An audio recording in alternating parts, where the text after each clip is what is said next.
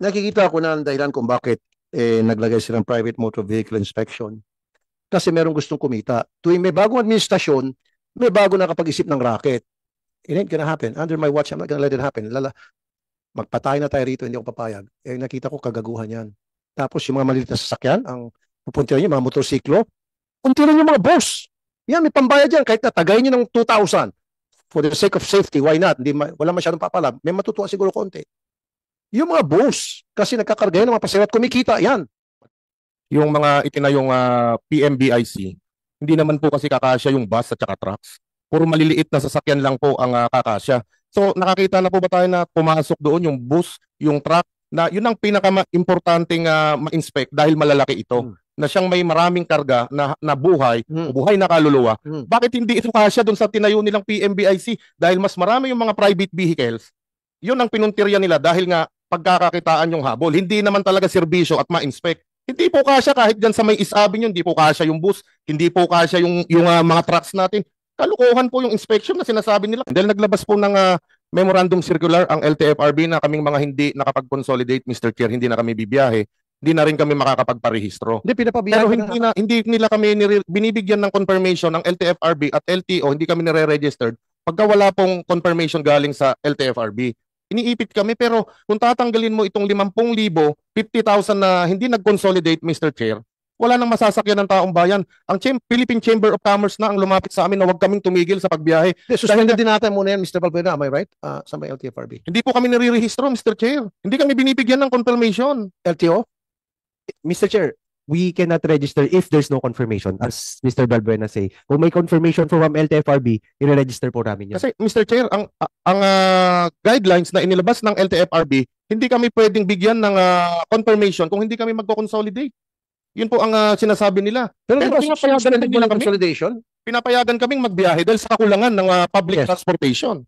Yes. Pinapakinabangan tayo, nagsiservisyo tayo sa taong bayan, pero ginigipit pa rin kami, Mr. Chair. Saan kami pupunta? Diba?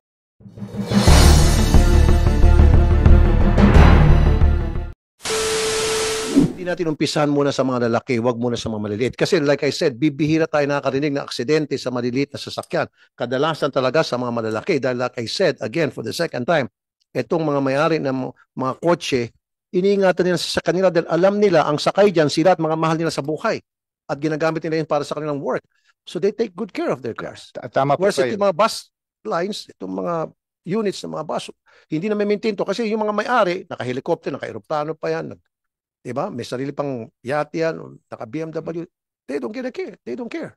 So umpisa natin sa mga boss na tinatangkilik ng publiko. Opo, Senator. Thank Let's start with that. Saka na po yung sa mga maliliit. Kasi abala pa yun sa maliliit na sasakyan Maabala sila. Diba? Another red tip na naman. Papasok naman ulit yung mga fixer yan. Para hindi ka nadadaan. Naku, bibigyan yung trabaho ang fixer. Para hindi ka nadadaan dyan sa mga fixer. Wala nang bayad pero babayad ka sa fixer. Magdagdag lang po ako, Senator. Precisely kaya po pupunta kami doon. That's the objective. Yung tawag po namin is non-appearance. Yun po yung objective natin na yan po ay wag na muna sa zero natin. sasakyan, yung sabi, dagdag, ano lang yan, abala, tapos, yan, fixer, mabubuhay dyan.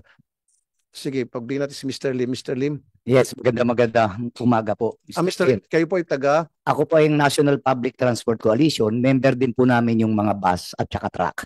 Yes, sir. Mr. Chair, ang PNBIC na binabanggit ng ating butihing Undersecretary, nakademanda po yan, dinimanda ko hanggang ngayon. Because nung ilabas po yan po yung nagkaroon tayo ng special dito sa Senate na pinatigil because naging negosyo po yan.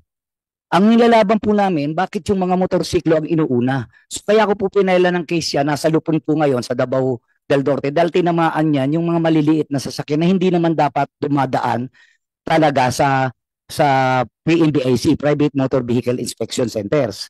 Ito po kasi private. Ang una po nito, 1,800. Nag-strike po kami, nagwala kami ng aming mga kasama sa transportation para ipakita na ang hinihingi namin, wala po kasing batas ito May pinasok po akong request sa Senate at saka sa Congress na batasin ng maigi. Kasi po kinuha lang po ito sa Republic Act 86. So sir, that yung private motor vehicle inspection may bayad noon? 1,008 po. Oh, that's bullshit. Sorry. So kalokohan yun. Hindi ako papayag. Under my watch, it's not gonna happen. Ain't gonna happen. Okay. Reklamo po kami, binaba nila kasi hindi nila maipasok. Ang problema po, nagtataka ko, nagpunta po kami ng Japan, Taiwan, Singapore, ang liliit pero pagdating dito, napakalalaki ng kanilang ginawang motor vehicle inspection center. Kaya po sabi nila, kailangan ng ROI bumalik na napakamahal. Question ko po sa mga hearing, bakit ganito kalalaki samantalang sa ibang lugar, in and out lang? Ibig sabihin, pag pumasok po yung unit, lalabas. Ang inuna po nila... No, sir, let me cut you off. Nakikita ko na ang dahilan kung bakit naglagay silang private motor vehicle inspection. Kasi merong gustong kumita. Tuwing may bagong administrasyon, may bago nakapag-isip ng racket. It ain't gonna happen. Under my watch, I'm not gonna let it happen. Magpatay na tayo rito, hindi ako papayag. Nakita ko kagaguhan yan. Tapos yung mga maliliit na sasakyan, ang pupuntiran nyo, mga motorsiklo, puntiran nyo mga boss. Yan, may pambayad yan. Kahit natagay nyo ng 2,000. For the sake of safety, why not? Wala masyadong papalag. May matutuwa siguro konti. Yung mga boss, kasi nagkakarga yan ng mga pasirat, kumikita yan. Malakas ang kita niyan. Truck, dahil ang bibigat ng kargamento po. Yeah, mga truck, of course. Yeah. Mga truck. Especially may mga naglulod na mga tunit-tunilada, mga palay, kung ano pa mga epektos. Yun, inspect nyo. Diba? Huwag po yung mga motorsiklo, mga kotse. Jesus Lord. Talagang dinimanda nyo? Ano nangyari po dun sa demanda? Hanggang ngayon po, hindi po nila maitulak ng husto dahil nasa korte pa po kami. Still, lumalaban pa rin po ako. Ang akin lang naman po, I am not against sa motor vehicle inspection, pero dapat ang unahin yung mga delikadong sasakyan like yung buses and trucks. Yung public utility vehicles po, ang question ko lang sa kanila, wala pong standard and international standard. Kaya po, yung mga traditional jeepney at ang tricycle, hindi po nila mapilit because wala pong standard hanggang ngayon sa international sa ano natin. So walang sinusunod na... Wala po. Basta pagpunta ron, sasalang ka, hindi ko alam kung ano yung 72 points up to this time. Pero po dapat ang inuuna po rito yung public utility vehicle. Tatlo po kasi ang aksidente sa pag-aaral namin sa NPTC. Una po, yung drug test. Tinanggal natin yung drug test. Dapat po mandatory ang drug test sa mga public utility vehicles. Hindi po siguro karapatang pantao ang tinitignan dito dahil hanap buhay po ayan at ang sakay po niyan tao. Actually last week po sa Davao, nagkaroon po kami mandatory drug test. Hindi po magawa ng national government yan dahil bawal, dahil po merong sinasabing karapatang pantao. Pero po kami sa organisasyon namin, pwede kaming dahil may rules kami. Na hindi ka pwedeng bumiyahe kung ikaw ay hindi magpa-drug test. Kaya po namin gawin yon. Pero sa gobyerno po, hindi. Babalikan kayo sa Supreme Court. Sasabihin na naman, karapatang pantao. Second po, yung sinasabi ninyo sa mga bases, ang reklamo rin po ng mga bases natin, wala ho silang mandatory para pumunta sa PMBIC. Meron po tayong MBIS. Ito po ang pag-aari ng LTO. Pero lahat po ng binili nila, hindi po nagamit. At hinahanap ko nga po up to this time, nasaan yung mga binili nung panahon po ni President Gloria Macapagal-Arroyo dahil ako po ay presidential assistant that time. Let me cut you off. So sa private motor vehicle inspection, halimbawa sa mga bus, so meron tayong structure doon, structura, right? And then ano po ang dadaan yung bus doon sa structure na yun? Ano ang ginagawa? Example natin yung bus. Yeah. Anong klase inspection ginagawa po dun sa bus? Before magsalita po si ED Pua regarding the process, allow me lang po yung i-address yung concern na raise ni Mr. Ariel. Unang-una po, precisely kaya unahin namin yung speed limiter because we will focus on the big vehicles po, trucks and buses. Clear po yon. Yun talagang kailangan natin unahin dahil wala po ngayon yon. Agree ako. Tama po kayo. Sa PMBIC, tama rin po kayo, as per my consultation with LTO, ED Pua, wala pong diferensyang presyo kung sila po ay mag-emission lang or mag-PMBIC. So regarding kung later on po lahat ay dadaan sa PMBIC, wala po tayong pinag-uusapang dagdag na presyo for them to go into that. Just to assure you po. And very clear po ang inyong pinapahiwatig and we in the OTR fully support that no increase but upgraded po yung safety check. No increase in what, sir? Doon sa bayad po sila ngayon na ginagawa po, yung sa What, sir? Para sa akin, dapat yung sa speed limiter at saka yung sa sinasabi niyo pong inspection. Siguro, ano natin sa mga van, hauler, cargo trailer, shuttle service, tanker, truck, yung mga malalaki. Pwede pa sigurong PUVs, di ba? Pero wag na po yung mga private cars. Malaki abala yun. Now, ano pong proseso? So may infra doon, papasok yung bus, example sa bus. Anong klaseng inspection pong ginagawa? Yes, Mr. Chair. Yung binanggit nga po ni Mr. Ariel Lim na motor vehicle inspection, meron pong naitayong ganun sa ang LTO. Meron po tayo dito sa may East Avenue.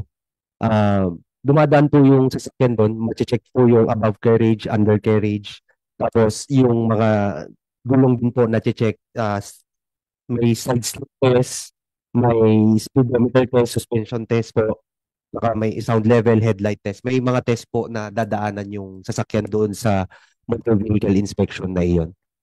Tinetrack din ba yung brakes? Brakes ay importante. Hindi nabanggit yung brakes. Opo. Yun ang pinaka-importante sa lahat. Yun ang maraming yun ang dahilan kung bakit maraming aksidente sa kalye. Dapat brakes ang pinaka-importante. Kaya nang sa brakes, masalimuot yun dahil tatanggalin, di ba? Opo.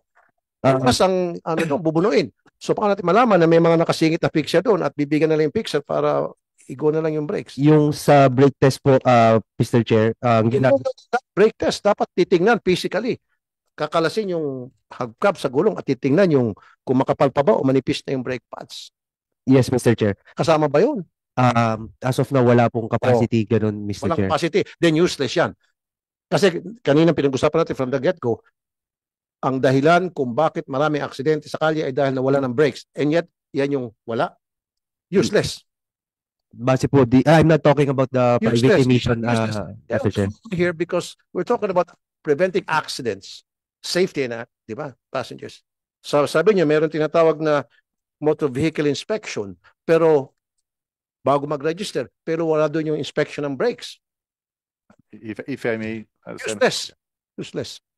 Yes, sir. if I may lang po, no, yung sa private motor vehicle inspection center, ito po yung total check-up na hindi nga lang po sa emission po to. So, and also, I know, sir, emission is important to Yeah. me, of course. Pero again, we're here because of safety, because binanggit ko ang dami mga aksidente dahil sa nawala ng preno. So, doon sa ginagawa yung safety inspection or motor vehicle inspection, wala pala doon sa pag-inspect ng brakes, lalo na sa mga malaking bus. So, useless din.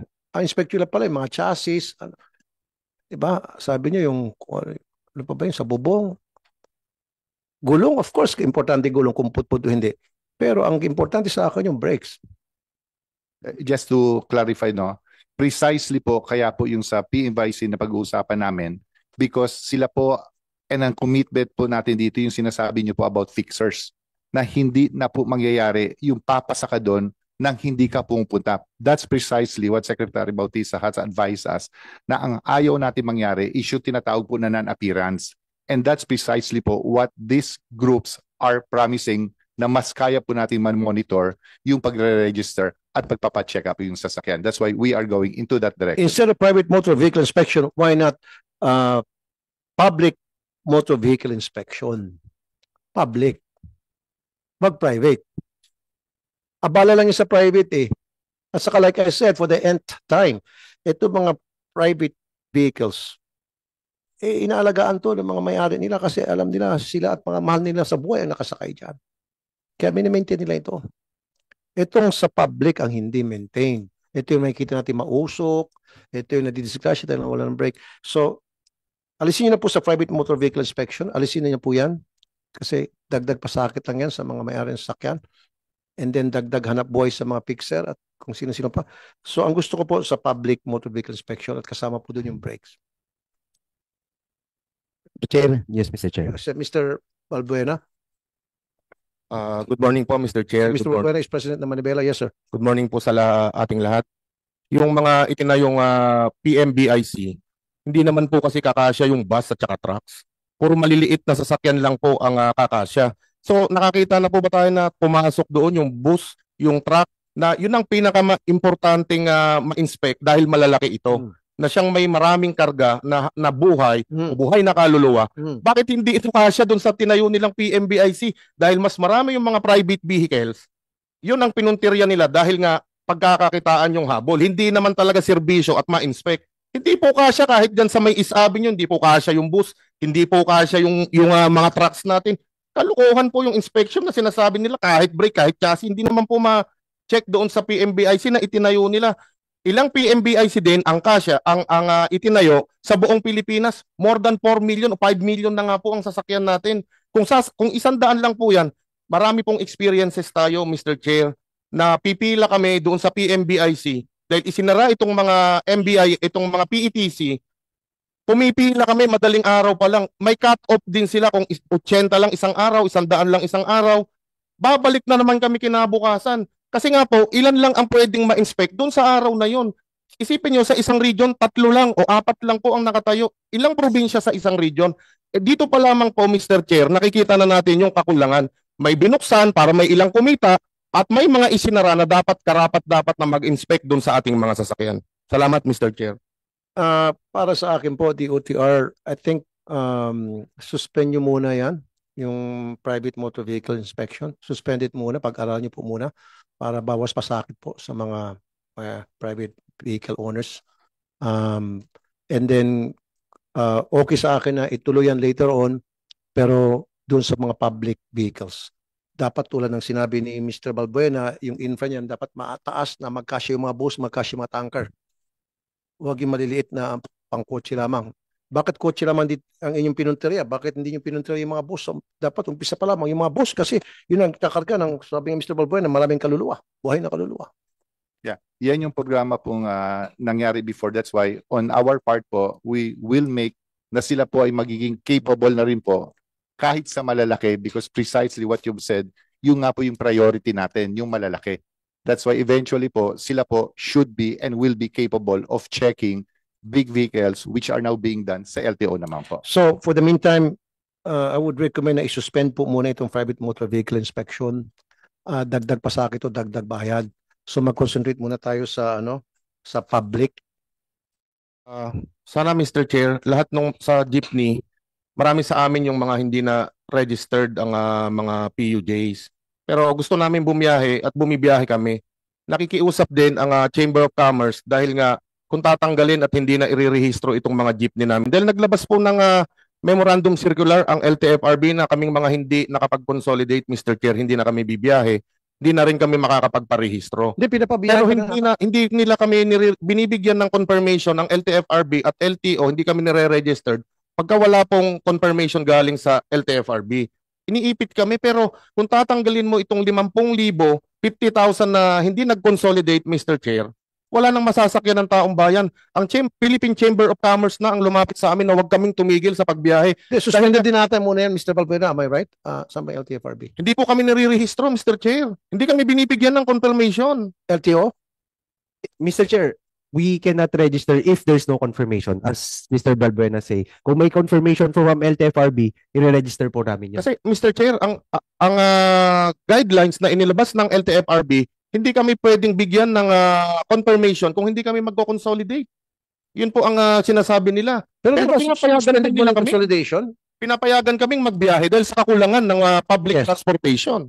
Yes. Pinapakinabangan tayo, nagsiservisyo tayo sa taong bayan, pero ginigipit pa rin kami, Mr. Chair. Saan kami pupunta? Diba, Kasi kailangan tayo ng taong bayan. Yusek Ortega, di ba suspended muna yon? Kasi yung sa kulang sa sasakyan, hindi pa naman talaga nabuo yung programang inilaan doon, yung guidelines para tuluyan ng mabuo yung modernization program na yun. At the moment po, yung sa consolidation, tapos na nga po yung proseso regarding sa consolidation. So at the moment po, kasi narinig ko po, pasensya na po, lumabas lang ako, narinig ko po yung sinasabi na pagkukulang. Precisely po, yun po yung objective ng LTFRB to know kung kulang yung sasakyan sa mga ruta para malaman natin kung dadagdagan or kung sobra. At the moment po, normal po ang pagtakbo natin ngayon sa mga kalsada as reported by different regional directors po ng LTFRB. Ngunit kung meron pong lugar na kulang, meron po silang solusyon which is to allow certain consolidated para mag-apply po or rather magka-special permit on certain routes. But ang masasabi ko po, and with due respect sa mga kasama natin dito is, ang takbo po sa kalye ngayon is normal at wala po kami nakikita yung sinasaad. Yun po sa Napagkukulang pag-assign po. sa mga rota. Naayos na rin po yun? Yung route rationalization? Yes, salamat po. No? Yung route rationalization po ay 2 taong programa po to between LGU, DOTR at LTFRB po para malaman po eksakto kung ilan ang tamang sasakyan po sa bawat ruta. Magdadagdag or magbabawas. After consolidation po, ito po yung ginagawa po natin ngayon.